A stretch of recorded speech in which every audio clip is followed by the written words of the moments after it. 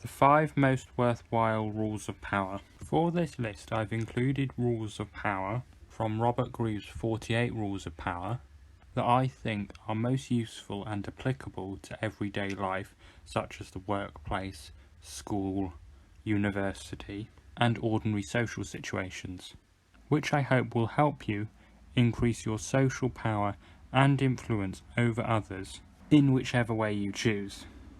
So without further ado, in no particular order, Law 1. Never outshine the master. This works particularly well in most people's lives because most people are not the most powerful person in their lives and should act accordingly.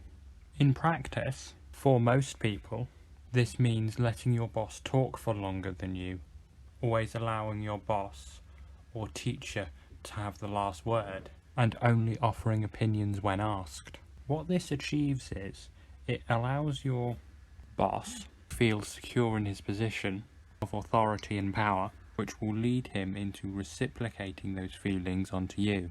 As a result, those secure feelings will lead your boss to accelerate you with much greater pace up the hierarchical ladder. In short, you should distinguish yourself while making sure your boss, teacher or master feels secure at the top of any perceived or real hierarchy. Law 35. Master timing. Timing is important in your everyday life, whether you're crossing a road or asking for a pay raise. Learning how to time something is an extremely valuable thing. This is because if you can time the right questions at the right time, you can be extremely successful. For example, pay rise after your boss has just read a glowing report about how positive and effective your conduct is, are far more likely to get a pay rise than if the opposite was true.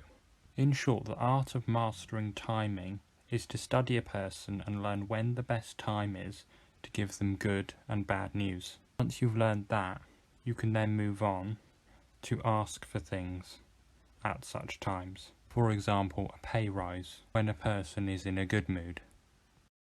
Win through actions, not arguments. Law 9. This comes from a Bible verse, which I shall paraphrase, keyword paraphrase, thou shalt not pray in public, which effectively means virtue signalling is wrong, and to show virtue you should just be virtuous. The same applies in this case. Powerful people do not argue.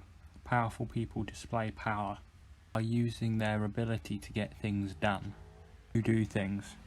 A practical application of this for an everyday person is, instead of arguing what restaurant to go to and arguing the virtues of each restaurant, a powerful person would just decide and go, leaving his friends to follow.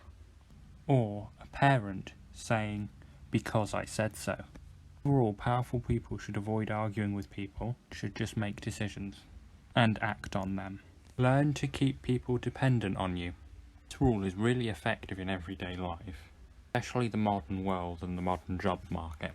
This is because if your employer is dependent on you to do a certain task, you will earn far more money than if you are replaceable. As well as this, if your community depends on you, your social status will exponentially grow and you will receive better treatment from the community. The best way to keep people dependent on you is to have invaluable skills, or perceived valuable skills. Use selective honesty and generosity to disarm your victim. This is extremely effective in influencing people socially. This is because being selectively honest is a fine compromise between being truly honest, which has the effect of coming across as rude usually. It is important for your perceived integrity and self-respect. Fundamentally, being selectively honest makes you seem honest without the drawback of seeming rude. Using selective honesty, you will gain a far better reputation for your honesty than you would if you were truly honest. Thanks for watching. Please like and subscribe. Feel free to comment.